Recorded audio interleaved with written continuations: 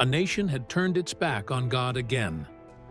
For 40 long years, the Philistines ruled over them with an iron fist. A man named Manoah lived in Zorah with his wife. She longed for a child, but her womb had always been empty. Suddenly, a messenger from God appeared to the woman in the field. His presence filled the air with holy light. He told her she would conceive and have a son. The child would be set apart for God from the very moment of his birth. Manoah fell to his knees and prayed, "Lord, send your messenger again. Teach us how to raise this child." God answered. The angel returned. Manoah stood before him and listened carefully to every word he spoke. Manoah prepared a worship offering on a stone platform. He and his wife bowed low before the Lord. As the flame rose toward heaven, the angel of the Lord rose up within it and vanished into the sky. They fell face down to the ground in awe. They had stood in the presence of the living God.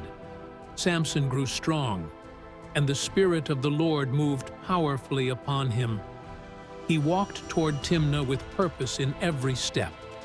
A roaring lion charged at him from the vineyards, but the Spirit of God came upon Samson, and he stood unmoved. Later, Samson returned and found something remarkable: sweet honey resting inside the remains of the lion he had faced.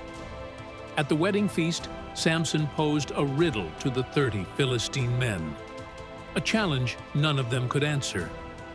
Samson's bride wept against him day after day, until the weight of her tears finally broke him.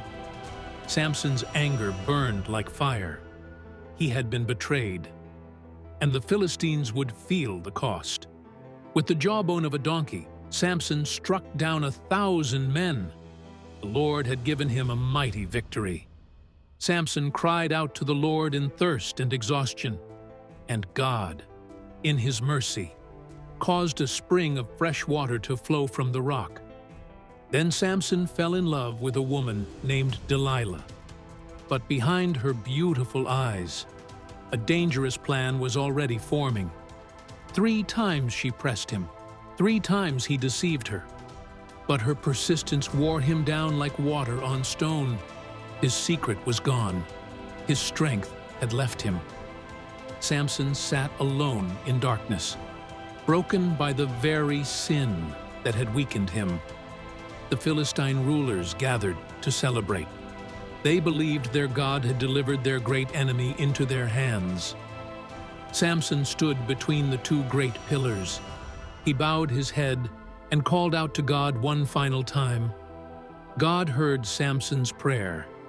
In that final moment, the strength of the Lord returned to him one last time. The temple came crashing down.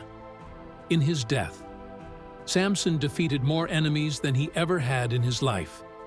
His family brought him home and laid him to rest. Samson had judged Israel for 20 years. His story would never be forgotten.